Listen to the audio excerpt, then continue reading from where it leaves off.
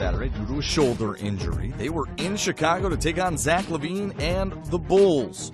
And early on, Brooklyn finding Joe Harris, who likes to fire away from the outside at will. He knocks down a three, then gets inside, passing to Jarrett Allen for the dunk. Harris had 11 first-quarter points as Brooklyn jumped out to a 13-point lead. Kobe White, the rookie out of North Carolina, averaging 13.7 points per game coming in. Look at him with the steal. And the coast-to-coast dunk, he had 7 points, 9 rebounds on Saturday. Zach LaVine going to pull up for three and knock it down. Chicago led 56-50 at halftime. Fast forward to the fourth, Spencer Dinwiddie filling in nicely for Kyrie, getting to the rim. And then Joe Harris out-rebounding Ryan Arcidiacono and gets the putback to go. Dinwiddie 24, Harris 22. Brooklyn led 92-88. Chicago determined to stay in this one. A little stick-to-itiveness as Zach LaVine gets the lay-in there off the block from DeAndre Jordan. And then LaVine drains a three. Lauri Markkanen had a double-double, 16 points, 10 rebounds, his second double-double this season, first since opening night.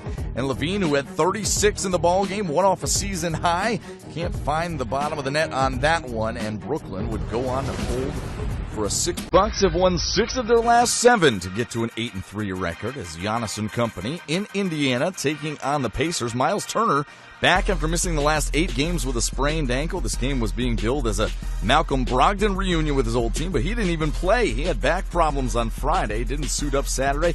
Miles Turner, 16 points, 11 rebounds in 33 minutes, however. And then Giannis, the reigning MVP, doing a little bit of everything as he goes lefty flush over 2 Pacers for the finish. And then on the defensive end, the big block right there on Jakar Sampson. Then Giannis is heading in the other direction at full speed, going Euro step coast to coast for another slam. Milwaukee by 15 at that point. In the second half, more Mr. Antetokounmpo. Spinning lay-in, and then here's where he's trying to take the next step in his game. 3 of 6 from beyond the arc in this one. He shot 25% on 2.8 attempts from three-point land last season, 32% this year on over 4 attempts per game. And the Bucks closing it out. Brook Lopez knocking down a 3. So is Eric Bledsoe. And we mentioned Giannis had 3 of them. Here's yet another one. 26 points and 13 rebounds for Giannis as Milwaukee wins easily on the road, 102-83. Knicks looking for their first winning streak of the season as David Fizdale and company hosting the Charlotte Hornets on Saturday. And the Knicks off and running in the opening minutes. Dennis Smith Jr. the steal to R.J. Barrett for a slam. And Julius Randle kicking it out to Marcus Morris in the corner for 3. And then Barrett going to pump fake and knock down a contested mid-range jumper. The Knicks led 55-47 at halftime. In fact, led by as many as 15 in the third before the Hornets started mount a comeback. They do it from beyond the arc. Malik Monk with a 3. Devontae Graham, he would knock down 9 threes in this game, becoming the 4th player this season to have at least 6 threes in 3 or more games, joining James Harden, Buddy Hield, and former Hornet Kemba Walker. Knicks leading by 1 when Barrett pulls up for 3. Julius Randle going to get a full head of steam from the top of the key, and nobody steps up to stop ball, and Randle able to flush it home. Then more from Julius. A little off-balance floater in the paint. And we take you back to Friday night. Charlotte, game winner at home against Detroit. That was Malik Monk at the buzzer with a 3-ball. So what happens here? Charlotte down by 2. James Borrego drawing up a play for Graham, and that was the 9th and final 3 of Graham's night, with 2 seconds left on the clock, giving Charlotte a 1-point advantage. Randle going to try to get the last laugh for the Knickerbockers, and that one comes up well short. So Graham and the Hornets, for the second straight game, get a 3-ball in the closing seconds to win it. Projected by some as the worst team times this season for New Orleans and Miami. Both teams been hit with several injuries along the way. As they played in South Beach on Saturday, Jimmy Butler getting it done with a lot of things other than his scoring. Came in averaging just 18.8 a game, maybe lower than some people would think, but 5.5 rebounds, 6.5 assists, 2.8 steals per contest.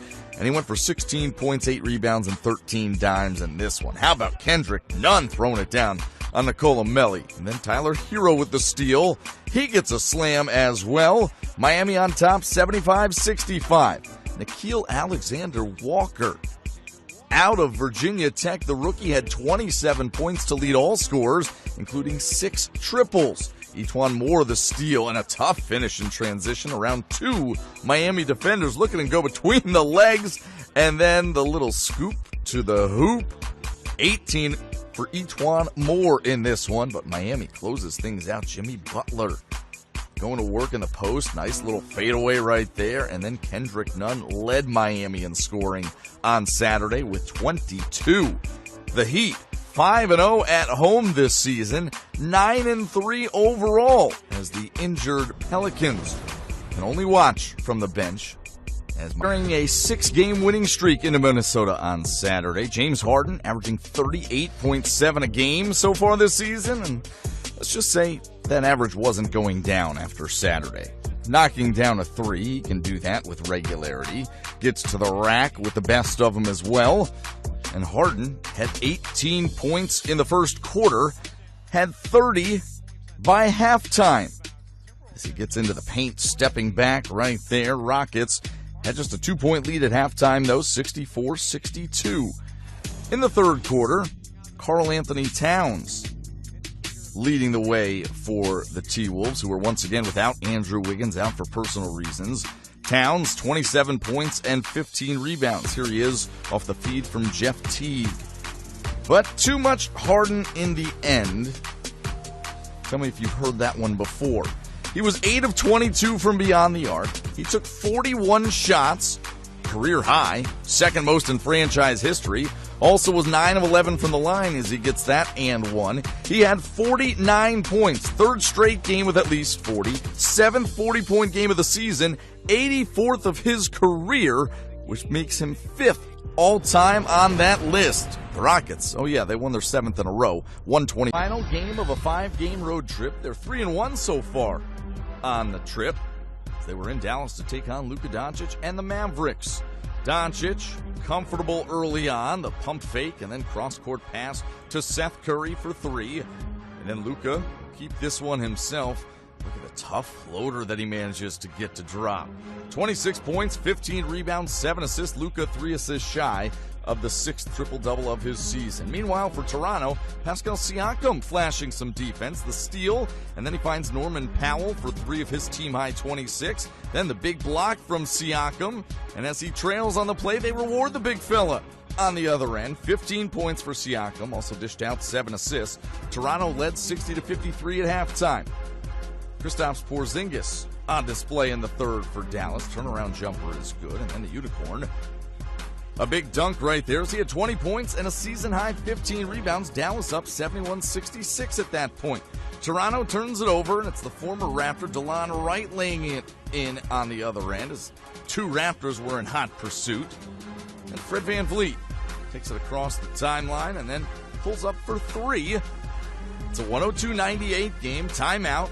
The ensuing inbounds pass. Luka turns it over. Powell flips it in reverse. And just like that, it's a 2-point game. But Luka Magic would restore order for Dallas. Look at that pirouette as Doncic helps seal it for the Mavericks, who get a 110-102 home win on Saturday night.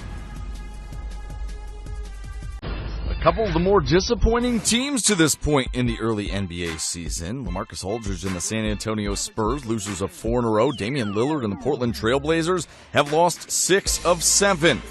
Early on in this one, CJ McCollum providing an offensive spark for the Blazers.